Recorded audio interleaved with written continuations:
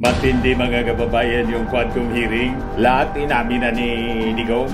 Binaon ni Digong yung kanyang sarili. Ngayon, ito yung latest sa Palasyo Malacanang mga kababayan.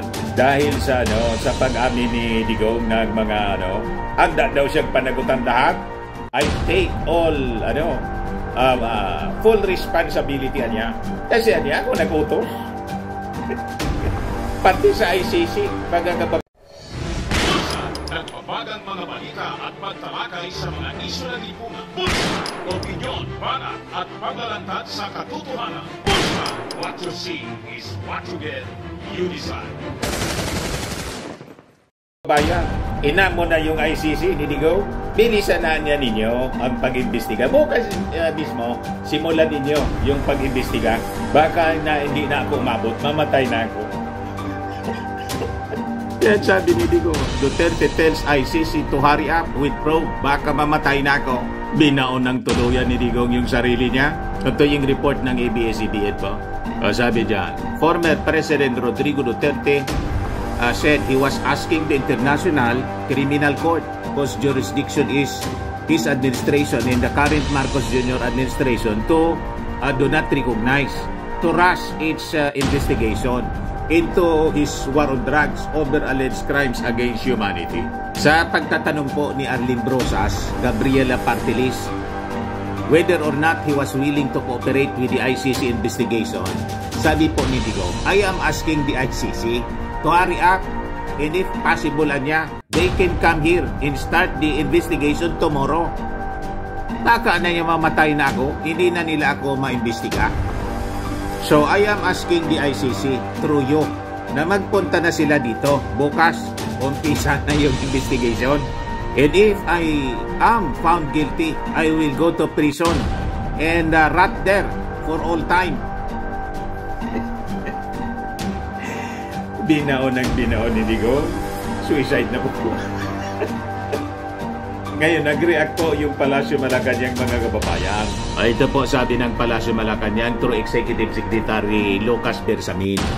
If the former president decides to surrender himself to the jurisdiction of the ICC, the government will neither object to it nor move to block the fulfillment of his desire.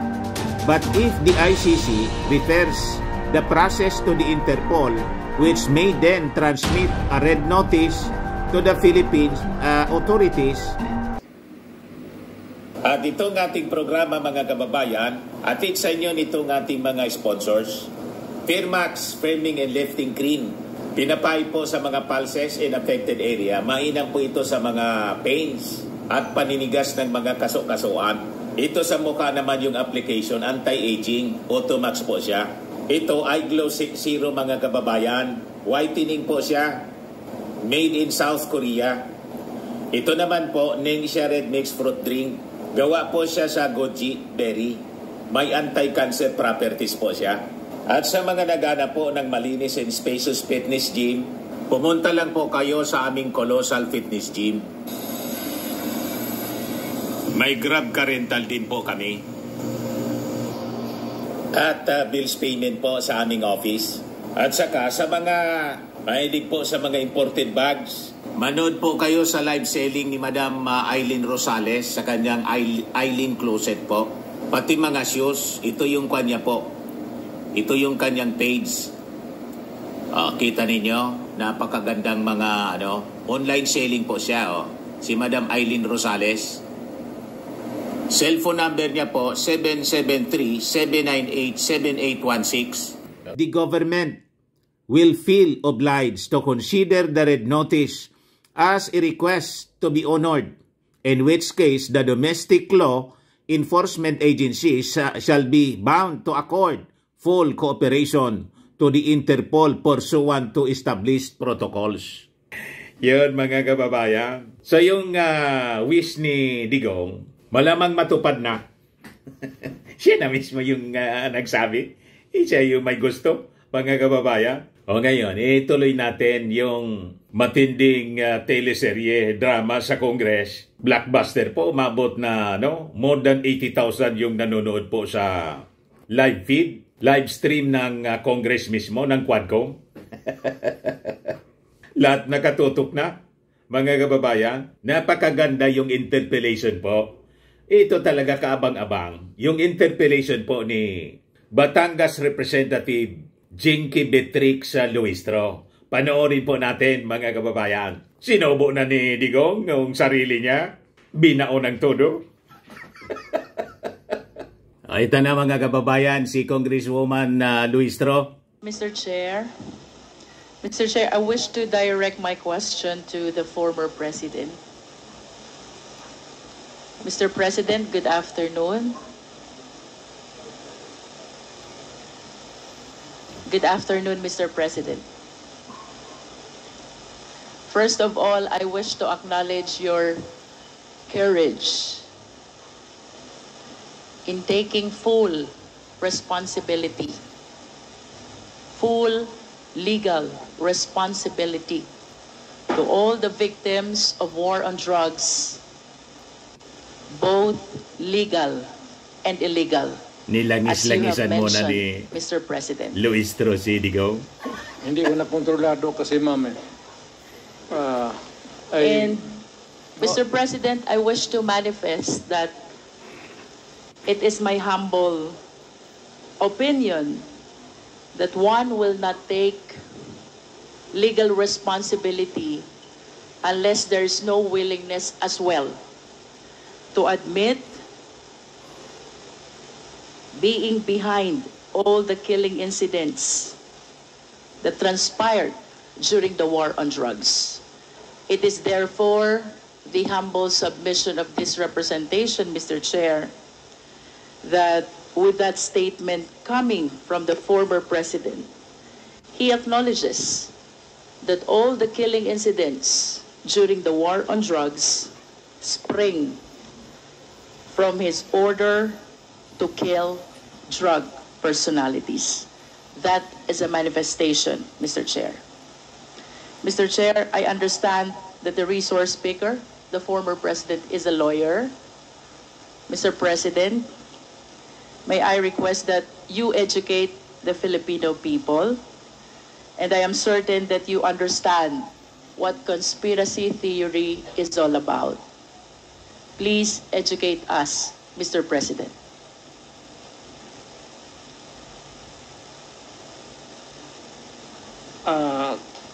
I may have some lapses already, but I will give you the definition of a conspiracy to commit a crime when two or more persons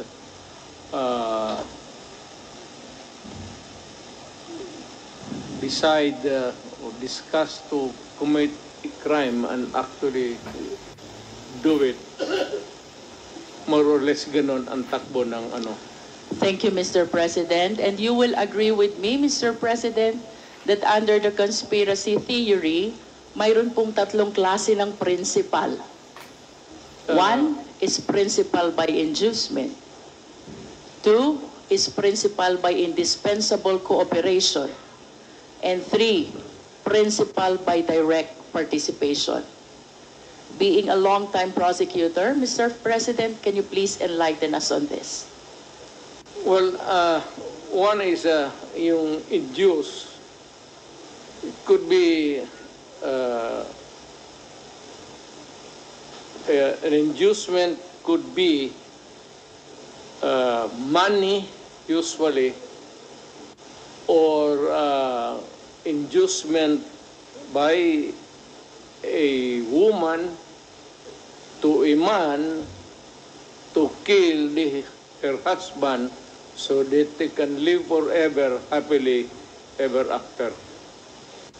Or a group of persons, a sindikato, lahat, what is illegal, gambling, smuggling, these are they are the conspirators of crime. So you have explained, Mr. President, principal by inducement. It could be money, it could be an order by a person who have influence over another. Inducement. How about principal by direct participation, Mr. President? You actually agree with one another to commit the crime and you participate. Thank you. And how about principal by indispensable cooperation? Well, in the sense that, for example, if there is no way of traveling from one place to another, and you are the only person who can provide the transportation, a vehicle, and that would be indispensable cooperation. Without the vehicle, you cannot commit the crime. Thank you, Mr. President, for enlightening us. Going back to your statement that you are taking full legal responsibility to all the victims of war on drugs, both legal and illegal. It is my humble submission, Mr. Chair, that the former president can be considered liable for all these crimes under the theory of conspiracy by being a principal by inducement. I wish to manifest, Mr. Chair, that without the order, without the reward, these police operatives should not have resulted to killing a huge number of victims of war on drugs. Beg to disagree with your premise, ma'am. I understand, Mr. President, but that is a manifestation. Yes, but you Thank know, you, a Mr. police is President. supposed to do his duty. He goes to school for 2 years. He receives instructions to how to go about his duty. And we have to give the presumption of regularity. That's a principle of law. Thank you, Na Mr. President. Pag every time na may ginawa kaya in your favor is the principle of regularity Presumption in the of performance regularity of duty. of performance of official duty, Mr. President. Thank you for your enlightenment.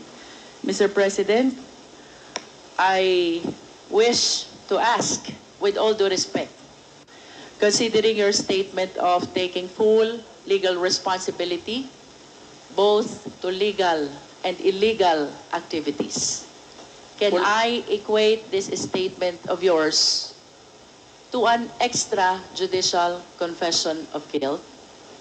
Well, in a sense, yes. Wala na akong magawa eh. Are you saying yes, Mr. President? Yes, because I ordered the campaign against the drug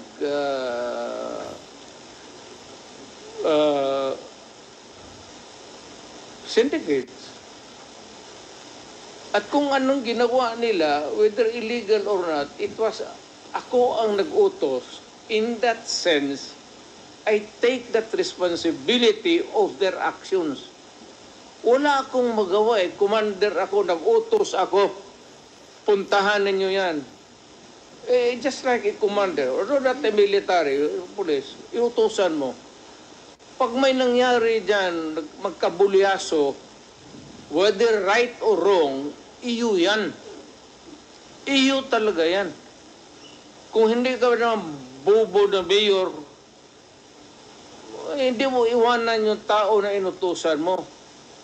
Unless yung pumunta doon, inutusan mo mag-operate ng illegal gambling or mga droga, tapos nag-rape, kung anong ginagawa na kabalastugan, ako na mismo ang papatay, hindi na kailangan na hintayin mo pa.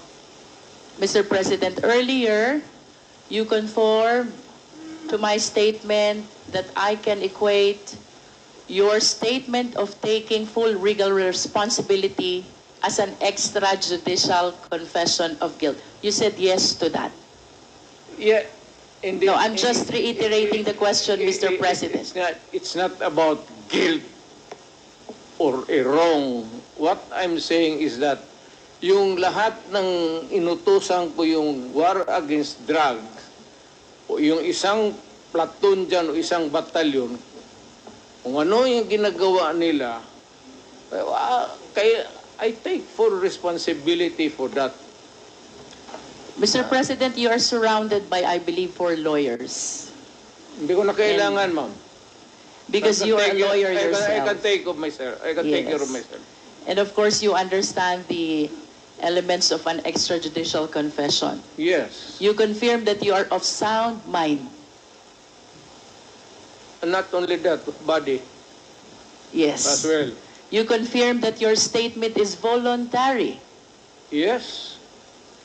And of course, you confirm that you understand the consequences of your extrajudicial confession. Hindi naman alam, hindi naman ito korte. So, I understand, Mr. President. That's why we call it extrajudicial confession. It is not a confession. It is a statement coming from the mouth of a mayor or a president at that time. It is not a confession. You are characterizing the word. Mali, ma'am. Do not characterize that as a wrong. Mr. President, Policy yan. the only one that is missing among these elements is that it should be in writing. What? And my question will be, will you be willing to translate into writing the statement that you earlier said? Hindi na nga ako marunong, yung pirma ko noon, hindi na nga pirma ko ngayon. But of course, you have a lawyers to help and assist you. Prepare this written document. Hindi ko na kailangan yan. Babait ko pa writing dito na ngayon. It's documented by the records here. Magtanong na kayo na magtanong. Anong gusto mong tanongin? Criminal? Mr. President, I wish to proceed to my next question. Do you know Laod firing range? Do you know? Alam niyo po ba yung Laod firing range? So, hindi. Do you know? Nalalaman niyo po ba kung ano Tao yan. o saan yung Laod firing range? Doon ako nagpa-practice magbarel para pumatay ng tao. Thank you. Nagpa-practice po kayong bumaril para pumatay ng tao. And alam niyo din po ba yung Laod Quarry? Hindi ko na negosyo yan, ma'am. Yung firing range, But at least you are aware that Laod firing range is situated in the Laod Quarry, within the premises and compound of Laod Quarry. Siguro. Tama po ba yun? Within the premises of a quarry, there is a firing range. Do you confirm that, Mr. President? That should be the question. Do you know Ben Laod? Yes, I think so. Who is Ben Laod? Si policeman. He's a policeman. He owns the land He owns the land. where the firing range is located. And do you remember, Mr. President, that the CHR, during the time of the former chairman, Laila de Lima, investigated and inspected this Laod Quarry, where they were able to discover human bones. Are you aware of that?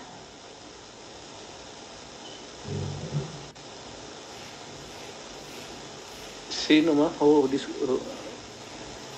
Who investigated? Panahon po ni Chairman Laila de Lima sa Commission on Human Rights. Sorry, I do not know her. Nag-imbestiga po ang CHR Ay, tungkol siguro. sa extrajudicial killing kung saan nakadiskubre po ang taga-CHR ng mga buto ng katawan ng tao. Kayo po ba ay aware dito? I am aware of only one bone. Dala-dala ni... Sino yung sinabi mo? CHR former chairwoman, Laila de Lima. It's there. Hindi, isa lang po.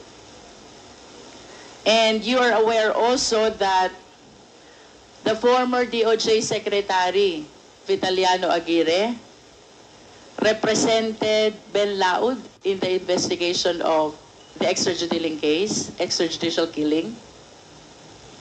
What, do I know about the investigation? Or If you about are aware, Aguirre? Mr. President. Yes, Aguirre is my... Are you associated? Of course, you are associated to Vitaliano Aguirre as a matter of fact. Is my... Contemporary. sa eskwelahan, no? And during your time, you appointed him even as the DOJ Secretary. Tama po ba? Yes. Because bright. During that time, Mr. President, you were the mayor.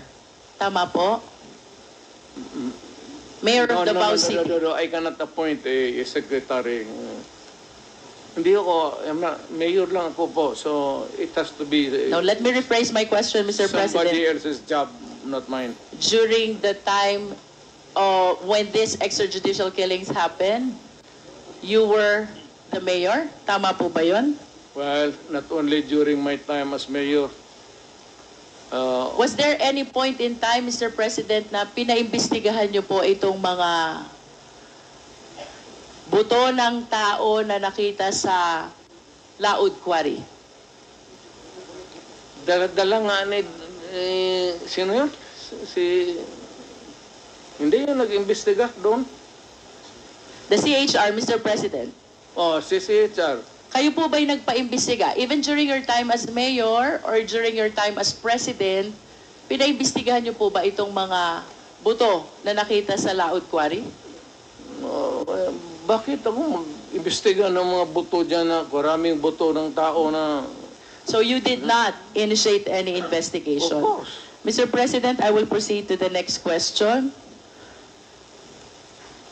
On December 31, 2004, nag-conduct po ng raid ang PIDEA 11, headed by Superintendent Wilkins Villanueva, joined by some operatives of PIDEA Manila, National Headquarter. 6 po yung Chinese na napatay. But in addition to this Chinese, a certain SPO4, Val Carillo, apprehended Alan C. along with 10 other companions. Based on the affidavit of Mr. Las Cañas, Mr. President, you ordered the killing of Mr. Alan C. along with the 10 other companions. That is not true. That is a job of the police. Hindi ko trabaho magpatay, ma'am. There are 2 important observations in his affidavit, Mr. President. Ang sabi po niya dito, si Alan C. ay nag-offer ng 200 million for the release of the 2 chemists and another 100 million for the remaining 8 personalities. But when he tried to seek your permission, you refused, and you even said, madami kayong intel funds. Totoo yan. Kung bribery siguro yan. Hindi ko, never in my...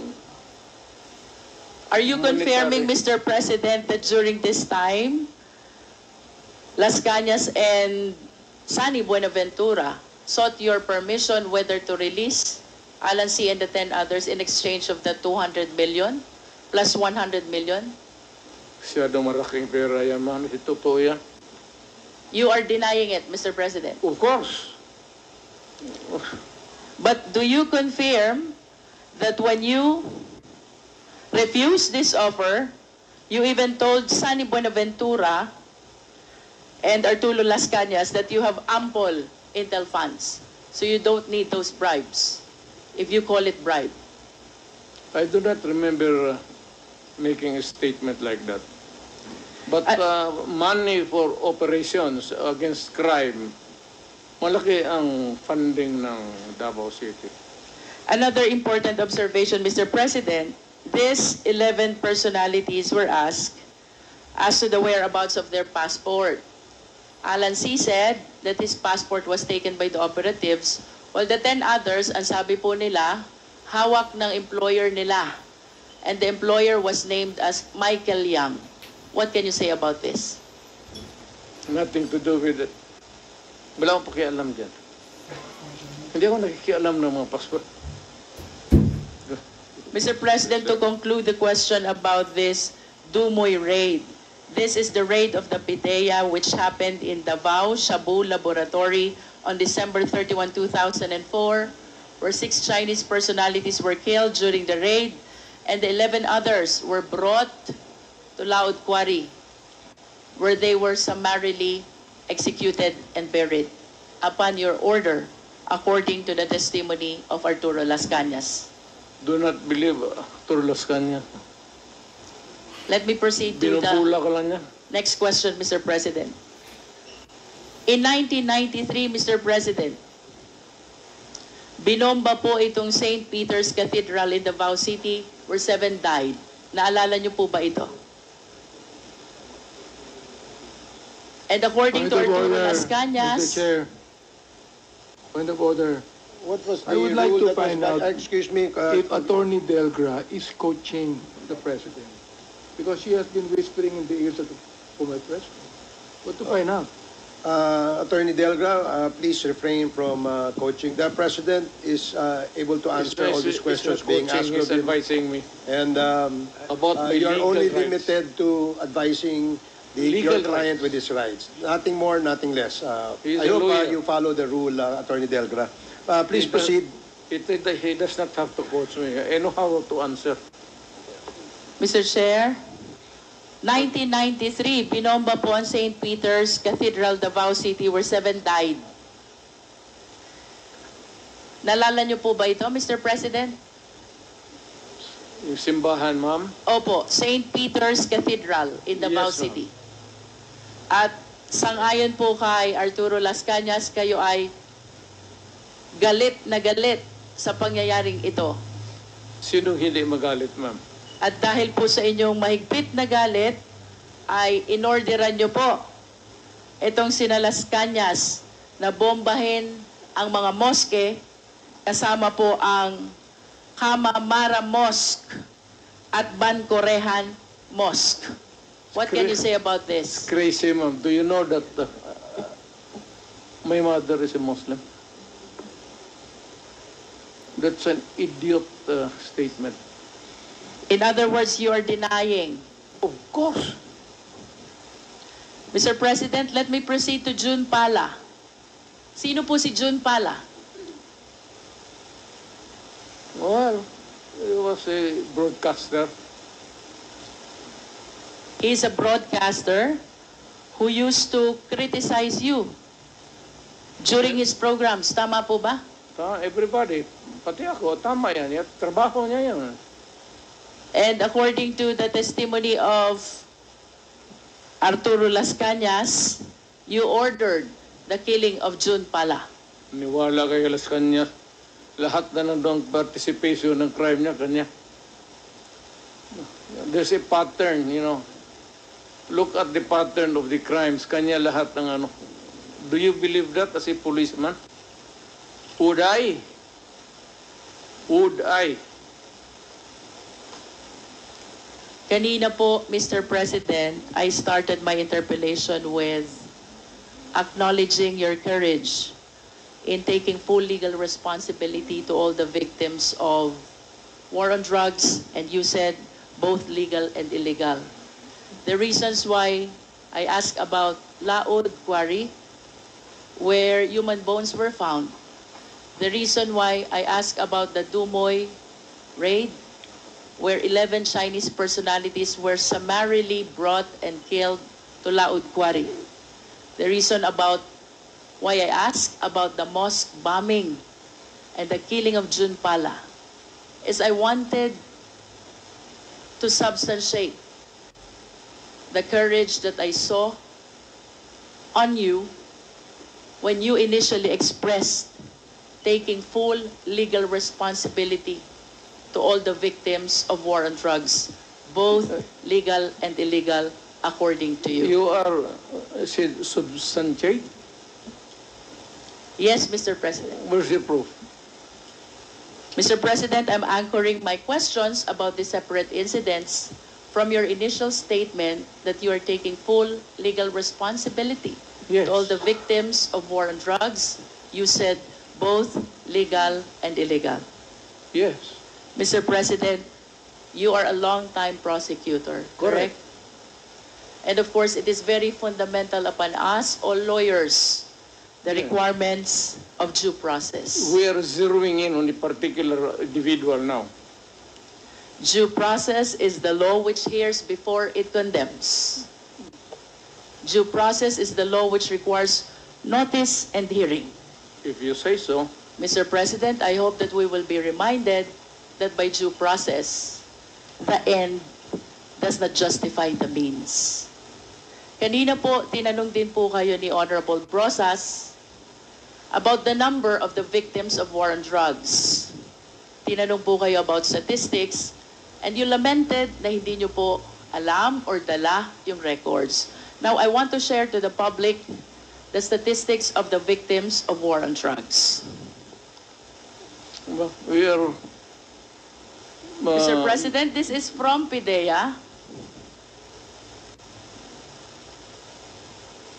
I think this is a consolidated effort of Karapatan, Global Witness, National Union of Journalists of the Philippines, the Supreme Court, Rappler, and the Philippine Drug and Enforcement Agency. We have 6,252 individuals in police anti-drug operations as of May 2022. 27,000 to 30,000 individuals, including those killed vigilant style. 427 activists, human rights defenders, grassroots organizers as of December 2021. Land and environment defenders as of December 2020, 166. Journalists, media workers as of April 2022, 23 victims. Judges, lawyers, prosecutors as of December 2021, 66 victims. And mayors, vice mayors as of December 2021, 28 victims, Mr. President. Mr. President, my question is, when you implement war on drugs, did you strictly comply with the requirement of due process? Yes. Mr. Chair, I will wrap up. Thank you, Mr. President. Mr. Chair, it is my humble submission that contrary to the answer of the former President, I humbly believe that the former President and his war on drugs never complied with the requirements of due process. The statistics show, Mr. President, the huge number of victims of war on drugs. If my memory serves me right, during the time of Aquino administration, there are like around 200, and during the present administration, there are around like 200 victims as well of war on drugs. Given these statistics, Mr. Chair, this is almost or around 31,000 victims of war on drugs. If indeed they follow the requirement of due process, wala po dapat ganito karaming patay. At ang dapat, maraming kaso na pending in court. I hope all of us will be reminded by the fundamental law that no person should be deprived of life, liberty, and property without due process of law. By Mr. President's own admission of his accountability, both to legal and illegal actions of the police, it is the humble submission of this representation, Mr. Chair, that the Quadcom is ready to make a recommendation for the filing of the necessary action in court. That is a violation of the law, RA 9851, Act defining and penalizing crimes against international humanitarian law, or at the very least, the murder cases as defined under the revised penal code. To finally conclude, Mr. Chair, last series of questions to Mr. President. again to substantiate the courage that he was able to show during the initial part of this hearing. Mr. President, in the past hearing of Quadcom, may 3 Chinese drug lords na napatay sa Davao Penal Colony. Are you willing to take accountability and responsibility also for this? Wala na ako niyan, ma'am.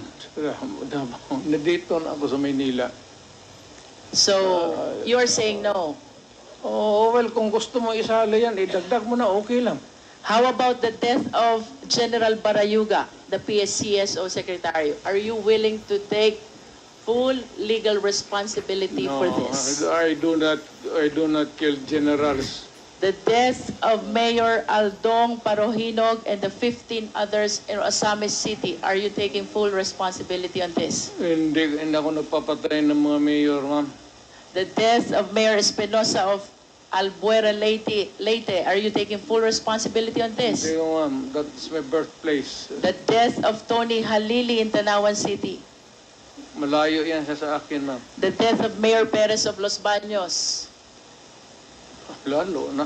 Ibalik ko po dun sa una niyong sinabi. If you are denying all this, alin po yung tinutukoy nyo when you said you are taking full legal responsibility to all the victims of war on drugs, both legal and illegal? Yes. Kasi order ko kasi that was my campaign against drugs. Na alam mo, maraming istasyon, maraming pulis. Kung nagkaletse-letse doon, hindi ka maghugas ng kamay. Dapat sabihin mo, akin dyan, kasi of course, nagkamali sila. Now, if there is an appropriate action na gusto ninyong ilabas, then file the case in court. Wala nang pigil, matagal na yan yung sabi extrajudicial killing. I am challenging anybody or everybody who makes the accusation, whether it is really true or not, it may be true, file the case in court because may korte tayo. And even if I will admit na totoo yan, you have to go to court because I will make the admission there again. Are you saying, Mr. President, that when you go to court, you're willing to admit also your accountability for all the deaths during the war on drugs? Of course, may abogado man ako, ma'am. Kung ano sabihin ng abogado ko, susunod ako. I hope that everything that you said before the Quad can be reduced in writing so that truly we can believe that you're taking full legal responsibility to all the victims of war on drugs, both legal and illegal, because as lawyers we believe that by extrajudicial confession, we have to put that in writing, Mr. President. Totoo yan, ma'am. I ordered the campaign against drugs. Hindi ako it's a policy of government or of the president. Hindi ako maghugas ng kamay. Hindi ako magsabi hindi kasi yung department hindi akin yun. Mr. President, last question.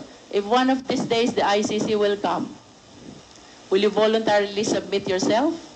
Sipain ko pa sila, ma'am. But you said a while ago that if somebody will sponsor your fare to the ICC, you will voluntarily submit yourself to their investigation and jurisdiction. Yes. Pero kung sila magpunta dito, sipain ko. But will you confirm that you are willing to submit voluntarily yourself to ICC? Punta ko doon, sipain ko rin sila. Same. I have nothing further, Mr. Chair. Thank you, Mr. President.